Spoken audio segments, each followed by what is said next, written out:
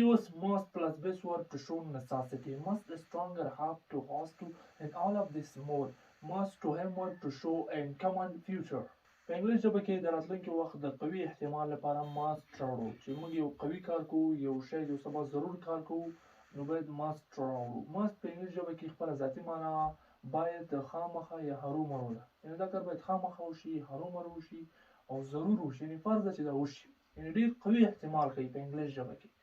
یعنې زه وایم کنه چې زه باید لمونځ وکړم، دا یو قوي احتمال ده کنه، ځکه چې زه باید لمونځ وکړم، ځکه لمونځ فرض دی. نو څنګه به وایم په انګلیش کې چې زه باید لمونځ وکړم؟ I must do prayer. زه باید لمونځ وکړم. I must do prayer. زه باید لمونځ وکړم. یعنې باید خامخا یا هرومرو ته must راوړو. زه باید لمونځ وکړم، ځکه دا په ما باندې فرض ده. موږ باید د فقیرانو سره مرسته وکړو. یعنې موږ باید د غریبانو سره مرسته وکړو. دا هم یو قوي احتمال ده چې باید وشي. We must help the poor. موږ باید له فقیرانو سره مرسته وکړو. موږ باید له فقیرانو سره مرسته وکړو. زه باید سکول ته لاړ شم، ځکه چې زموږ ازموینه ده. زه باید سکول ته لاړ شم، هلته زموږ ازموینه ده. I must go to the school. I have exam. زه باید سکول ته لاړ شم، هلته زه لرم یو اگزام، یو امتحان. زه باید سکول ته لاړ شم چې زه هلته ازموینه لرم. I must go to the school. I have exam. زه باید سکول ته لاړ شم، زه ازموینه لرم. must قوي احتمال کوي په انګلیش کې، یعنې ډېر زیات قوي احتمال چې سبا باید زه ښار ته لاړ شم.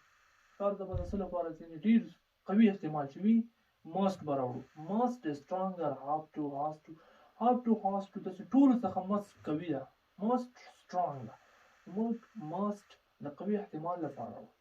زه باید سبا ښار ته لاړ شم. I must go to the bazaar. زه باید سبا ښار ته لاړ شم. I will must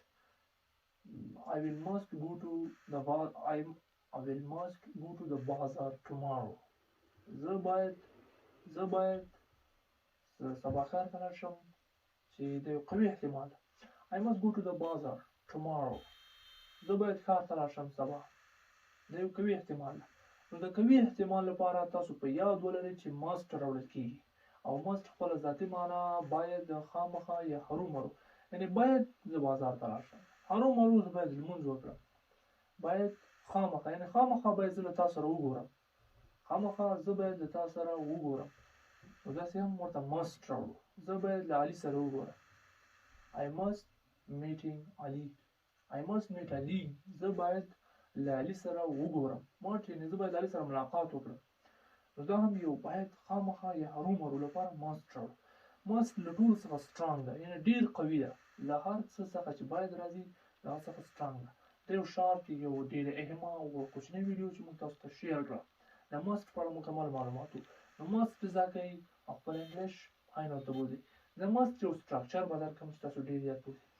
must تل د فعل لومړي first form from verb. must first form verb، اول فعل د حالت سره راځي. اول به سبجیکټ وي. must بیا بیس ورب، د فعل حالت به وي must پلس بیس ورب پلس کمپلیټ کوونکی آبجیکټ یا هم کمپلیټ. دا باید راوړل چې د must لپاره. نو دغه سټرکچر تاسو له ځان سره یاد ولرئ. تاسو به په خپله پرې زیاتې جملې جوړې کړئ. موږ هڅه کوو چې تاسو داسې شارټ لنډې ویډیوګانې راوړو چې تاسو خپل انګلیش پرې قوي کولی شئ.